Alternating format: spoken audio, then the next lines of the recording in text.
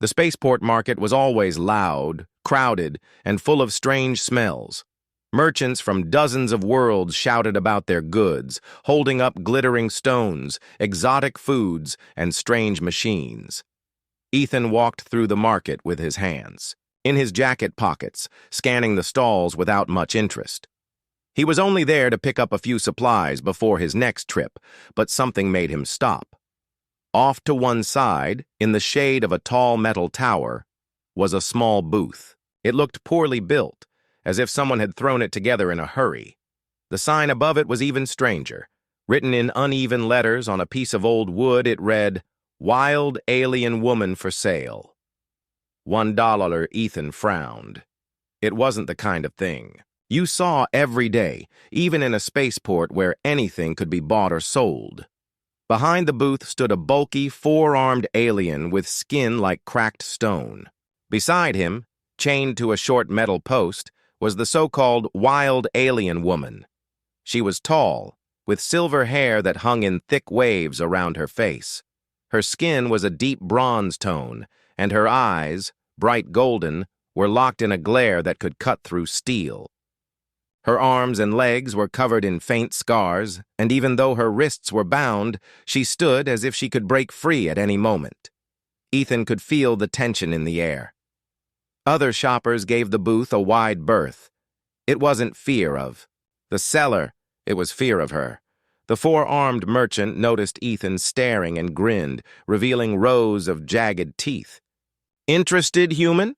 he said, his voice rough like gravel. "What's the story?" Ethan asked, his voice calm but curious. "Warrior from the Varika clans," the merchant said. "Captured during a border raid. Too wild to tame. Won't follow orders. Bit 3 handlers. No one wants her. I'll sell her to you for 1 credit. Your human dollar will do." Ethan glanced at the woman. She didn't look beaten down or broken like someone who had given up. Instead, she stood tall, her eyes sharp, her jaw set in defiance. She looked like someone who refused to kneel for anyone. "And if I buy her?"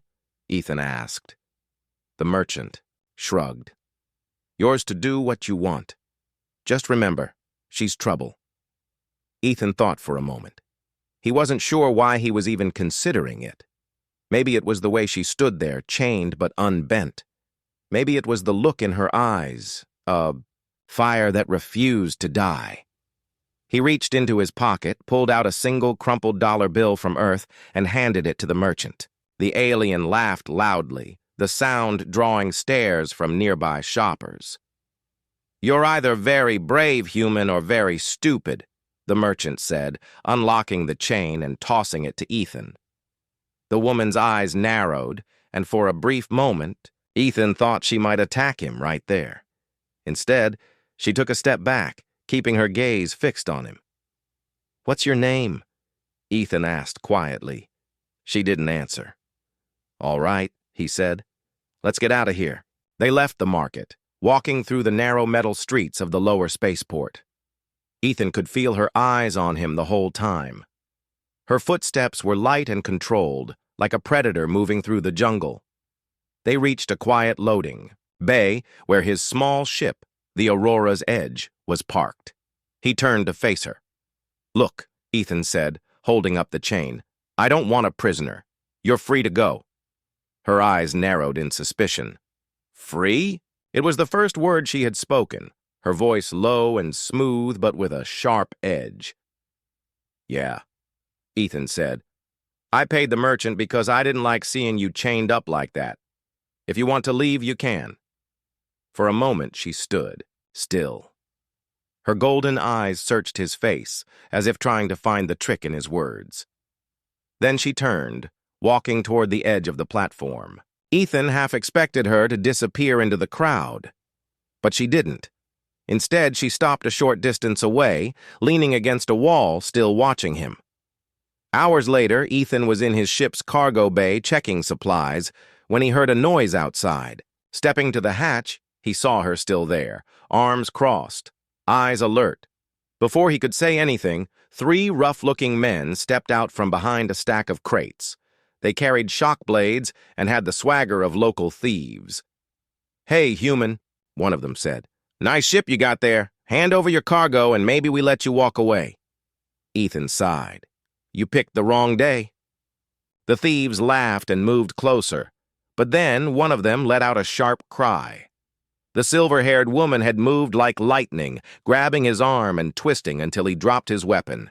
She kicked the second man in the chest, sending him sprawling, then swept the third off his feet with a single strike. It was over in seconds. The three men groaned on the ground before scrambling away, muttering curses. Ethan looked at her. "Thanks." She tilted her head, her expression unreadable. "You didn't fight," she said. "You were faster," Ethan replied. She stared at him for a moment longer, then asked, "Why did you buy me?" "I told you," Ethan said. "No one should be chained like that." She frowned as if she didn't understand his reasoning. "In my world, the weak are bought and sold. No one does it for kindness." "Maybe your world needs more kindness," Ethan said with a small smile. She didn't smile back, but something in her eyes shifted, just slightly. When night fell over the spaceport, she was still there. She didn't ask to come aboard, but she didn't leave either.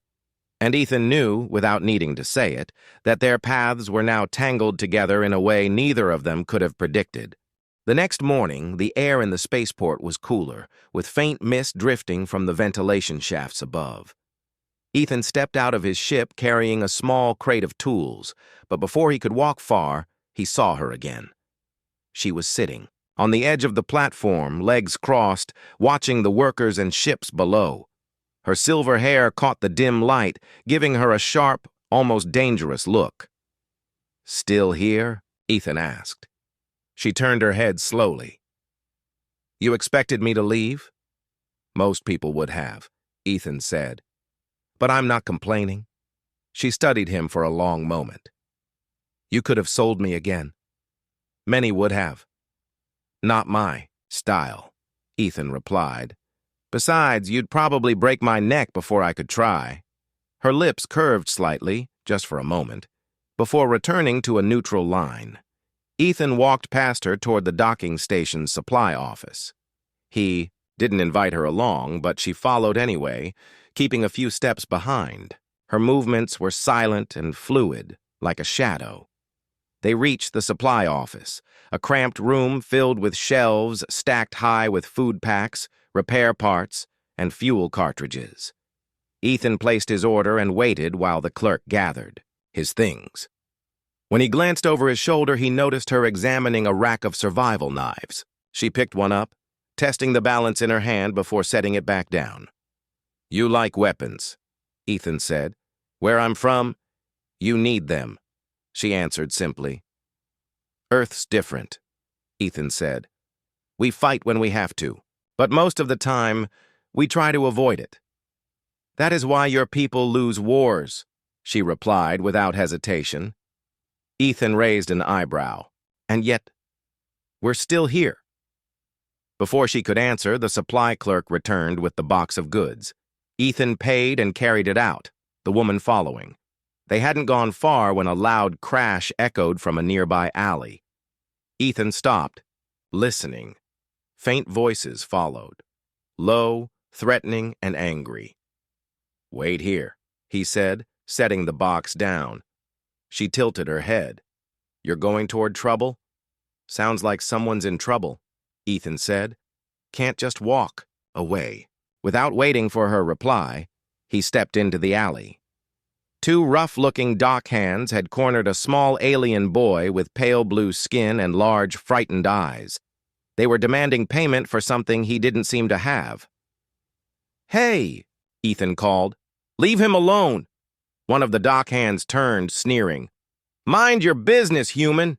Ethan stepped closer. "This is my business now." The dock hand lunged toward him, but before he could get close, a blur of silver and bronze moved past Ethan. The woman struck the first man in the side, sending him stumbling, then swept the second man's legs out from under him. In seconds, they were both on the ground, groaning. She looked at Ethan. "You are too slow."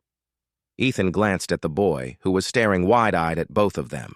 "Go home," Ethan told him. The boy nodded quickly and ran off. As they left the alley, Ethan looked at her. "You didn't have to help. You are not strong enough to face two alone," she replied matter-of-factly. Ethan chuckled. "I could have managed." "No," she said simply. They walked back toward the ship, the box of supplies balanced in Ethan's arms. Halfway there, she finally spoke again. "You risked yourself for someone you do not know. Why?" "Because it was the right thing to do," Ethan said. "Doesn't matter if I know them or not." "In my clan," she said, "you help only those in your family or your blood oath. Strangers are nothing." "And what happened when you were captured?" Ethan asked gently. She didn't answer right away. "No one came," she said at last, her voice quieter than before. They reached the ship, and Ethan set the supplies inside. He noticed she lingered just outside the hatch, looking at the stars through the docking bay's transparent ceiling. "So," Ethan said, leaning against the doorframe, "are you going to tell me your name?" She looked at him for a long moment. "Kira? Nice to meet you, Kira. I'm Ethan." "I know," she said. "Your name was on the side of your ship." He smiled faintly. "Fair enough." That night, Kira didn't ask for a place to sleep, but Ethan left the side hatch unlocked. When he woke in the middle of the night and checked, she was sitting quietly inside the cargo bay, cleaning one of his old tools as if it were a blade. Over the next 2 days, she kept following him, sometimes at a distance, sometimes close enough, to speak. She never asked for food, but Ethan noticed she accepted it without complaint when he handed her a ration pack. He also noticed she always sat facing the door as if expecting trouble. The trouble came sooner than he expected. On the 3rd day, Ethan was loading fuel cells into the ship when a shadow fell across him. He turned to see 3 armored figures, their faces hidden behind dark visors. Their weapons were drawn, sleek rifles glowing faintly. "You have something that doesn't belong to you," one of them said through a voice filter. Ethan knew instantly they were talking about Kira. "I don't know what you mean." "The Vareka woman," the leader said. "Hand her over, and we won't harm you." Before Ethan could answer, Kira appeared at the top of the cargo ramp. Her golden eyes burned as she looked at them. "They are bounty hunters," she said calmly. "For you?" Ethan asked. "For the price on my head," she replied. The hunters moved forward, but Kira was already moving. She leaped down the ramp, using the momentum to knock the first hunter off balance. Ethan grabbed a fuel cell and threw it at the second, forcing him to stumble. The third raised his rifle, but Ethan ducked behind a crate just as a flash of silver, Kira's strike, knocked the weapon from his hands. Within minutes, the hunters were retreating, nursing injuries and muttering threats. Ethan caught his breath, leaning against the ramp. "That's twice in 3 days you've saved me." "And once that I saved you and myself," Kira corrected. He smiled. "Guess we make a good team." She didn't answer, but this time she didn't walk away either. 2 days passed since the fight with the bounty hunters, but Ethan could tell that Kira was uneasy. She stayed close to the ship, often standing at the edge of the docking platform with her eyes scanning the crowds below. Every now and then, her hand would rest on the hilt of a small blade she'd taken from one of the hunters. Ethan was sitting inside the Aurora's edge, repairing a loose panel on the control console, when he heard her voice from the doorway. "We need to leave this place." He glanced up. "Because of the hunters?" "More will come," she said.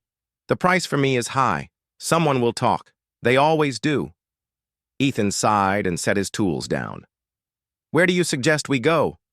She didn't answer right away. "There is a mining station in the outer rim. Not many go there. It is quiet." He leaned back in his chair. "And what makes you think quiet is safe?" "Safe does not exist," she replied, "but it is harder to be found there." Ethan considered her words. He wasn't sure why he cared so much about her safety. Maybe it was because she had saved him twice already. Maybe it was because she didn't seem to trust anyone but still hadn't left him. All right, he said at last. Outer Rim it is. They left the spaceport. That evening, the Aurora's edge rose smoothly through the atmosphere, stars filling the sky as they broke free of the planet's pull. Ethan set the course, and the hum of the engines became a steady background sound. For the first few hours, they didn't speak much. Kira sat in the co-pilot's seat, her gaze fixed on the starfield. Finally, Ethan broke the silence. So, he said, you said you're from the Vareka clans. What's that like? She turned her head slightly as if deciding whether to answer. My people are warriors. From the day we can stand, we train to fight. Honor is everything. Weakness is punished. Sounds intense, Ethan said. It is survival, she replied. Our worlds are harsh. The ground gives little food, and predators are many. Only the strong live long. And what happened to you?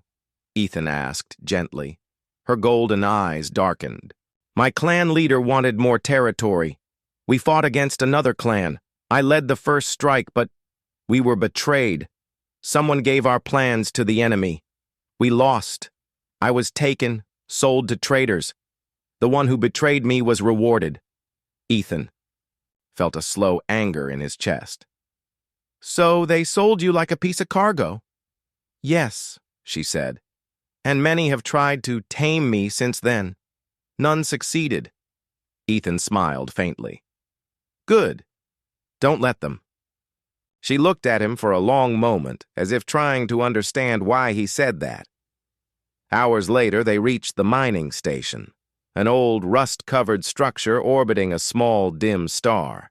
It looked almost abandoned, but a few cargo ships floated nearby. Ethan guided the Aurora's edge into one of the docking arms. Inside, the station was quiet. Narrow corridors led to storage bays, small living quarters, and a few repair shops. The air smelled faintly of metal and oil. They rented a small room for the night, and while Ethan sorted their supplies, Kira explored the area. She returned, an hour later, her expression serious. Someone here knows about the bounty, she said. Ethan looked up quickly. Already? She nodded. A miner recognized me. He did not speak to me, but he watched me too long. Others whispered. Ethan stood, grabbing his jacket. Then we keep moving tomorrow. But tomorrow came sooner than expected. In the middle of the night, a loud clang echoed through the hallway outside their room. Kira's eyes snapped open, and she was on her feet instantly. Ethan reached for his blaster, and together they moved. To the door. When it slid open, they saw 3 figures creeping down the hall. Their weapons were low-tech, but deadly. Shock spears and jagged blades. Stay here, Ethan whispered. No, Kira said firmly. We fight together. The attackers spotted them and charged. Kira moved like a storm, her blade flashing as she blocked the first spear and slammed its wielder into the wall. Ethan fired his blaster at the second, hitting him in the leg. The third swung a heavy blade at Ethan, but Kira stepped in front, parrying the strike and kicking the attacker to the ground. Within minutes, the fight was over. The 3 attackers lay unconscious, and the hall was silent again. Ethan caught his breath. You're getting good at saving my life. You are slow, she replied, though there was a faint hint of amusement in her voice. They dragged the attackers to the station's security office, where the board guard agreed to lock them up, for now. When they returned to their room, Ethan looked at her seriously. You know, he said, this isn't just about you anymore. These people are coming after both of us now. Kira didn't look away. Then you should leave me. Not happening, Ethan said without hesitation. I started this when I bought you for that stupid $1. I'm not walking away now. For the first time since he met her, Kira's expression softened. Not much, but enough for him to notice. In my clan, she said quietly, you would have earned my oath by now. Your oath? Ethan asked. A promise to fight beside you until death, she explained. Ethan smiled. Guess we're halfway there already. She didn't answer, but she stayed close that night. Neither of them slept much, knowing that danger was still out there and closing in. The mining station felt heavier the next morning, as if the air itself carried warning. Ethan and Kira moved quickly, collecting their gear and preparing to leave. The fight in the hallway the night before made it clear. Someone had put a target on them. As they walked toward the docking bay, Kira's eyes were sharp, scanning every face they passed. Too many are watching us, she murmured. Yeah, Ethan agreed. Feels like someone's waiting for us to make a mistake. They reached the docking bay without trouble, but when they stepped inside, Ethan stopped short. The Aurora's edge was gone. No, Ethan muttered, his jaw tightening. Stolen, Kira said flatly. And they want us to follow. He glanced at her. A trap. Yes, she said, already looking toward a nearby service corridor. And I know where they will take us. They moved fast, slipping through narrow halls that wound deeper into the station. Kira led with purpose, turning corners without hesitation. Finally, they reached a heavy door marked with faded warning signs. Maintenance warehouse, she said. Good place for an ambush. Ethan checked his blaster. Let's not keep them waiting. The door slid open with a groan, revealing a wide, dimly lit space filled with stacks of old machinery. In the center, the Aurora's edge sat on a raised platform, its hull scraped but intact, and around it, 6 armed figures waited. At the front stood a tall figure in black armor, a long curved blade resting across his shoulder. His helmet had a narrow visor that glowed faint red.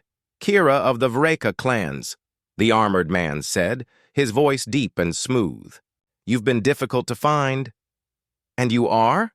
Kira asked coldly. Vorik, he replied.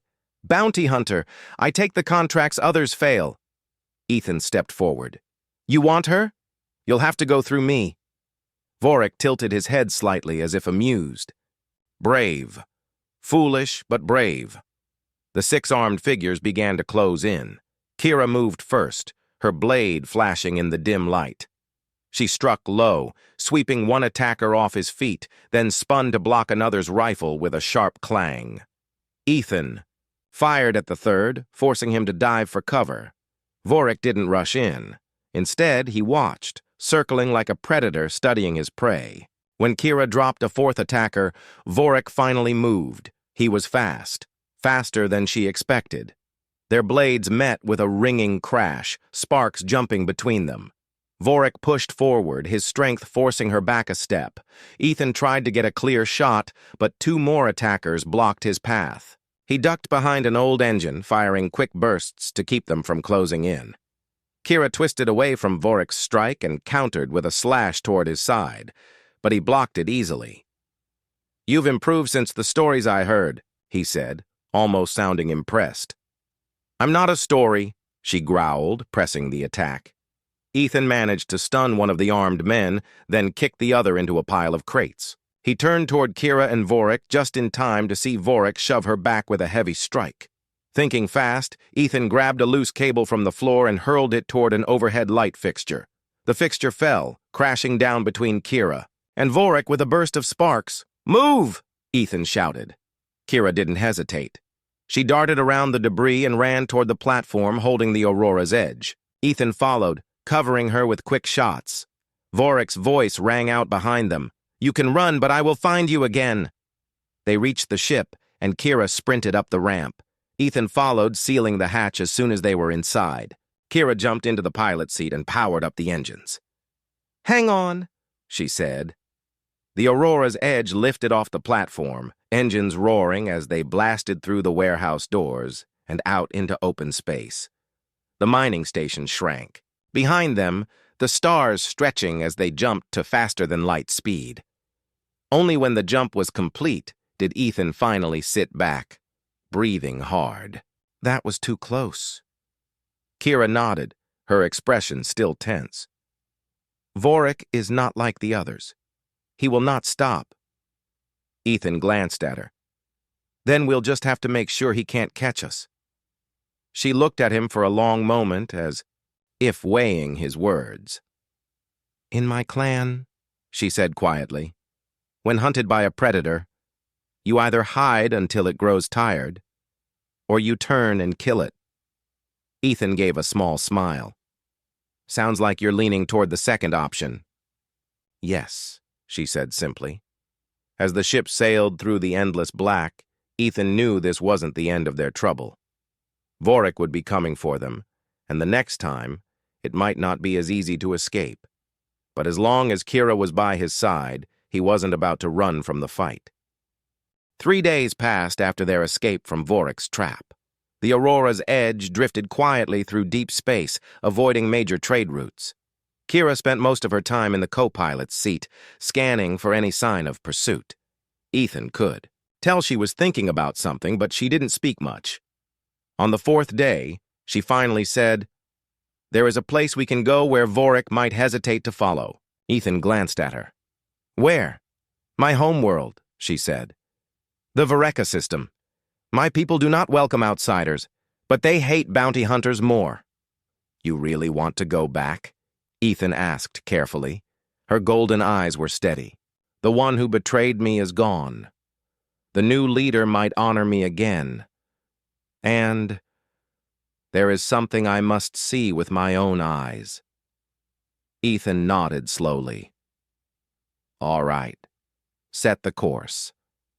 The journey took them through uncharted regions of space. Dust, clouds glowed faintly in the distance, and their path curved around the edge of a blue nebula. Kira guided them with quiet precision, adjusting coordinates from memory. When they finally dropped out of faster-than-light travel, Ethan saw her world, a harsh, rocky planet with deep canyons and silver seas. 3 moons circled above it, casting long shadows across the surface. "Home," Kira said softly. As they entered the atmosphere, Ethan noticed the settlements, fortresses built into cliffs, with tall towers and banners waving in the wind. Landing platforms jutted out from the rock like spears. They touched down on a platform guarded by armored Vareka warriors. Their armor was black and bronze, decorated with claw-like patterns. As soon as the ramp lowered, a group approached. One of them, a tall woman with braided silver hair, stepped forward. Her eyes widened slightly at the sight of Kira. "You are alive?" she said. "I am," Kira replied. "And I come with a friend." The warrior's gaze flicked to Ethan, but she didn't comment. "The High Council will want to see you." They were escorted through winding stone halls lit by narrow windows. The walls were carved with scenes of battle, warriors clashing, great beasts being hunted, ships landing under fire. Ethan could feel the weight of history in the place. The High Council chamber was a large circular room with a fire pit in the center. Seated around it were 7 elders, each wearing the symbols of their clan. One of them, an older man with a deep scar across his cheek, spoke first. "Kira of the Stoneclaw clan," he said. "You return after many seasons. We heard you were dead." "I was taken," she said firmly. "Sold. But I am free now." She glanced at Ethan briefly before continuing. "I returned to ask for passage through our lands and to warn you. Bounty hunters are coming for me. They may come here."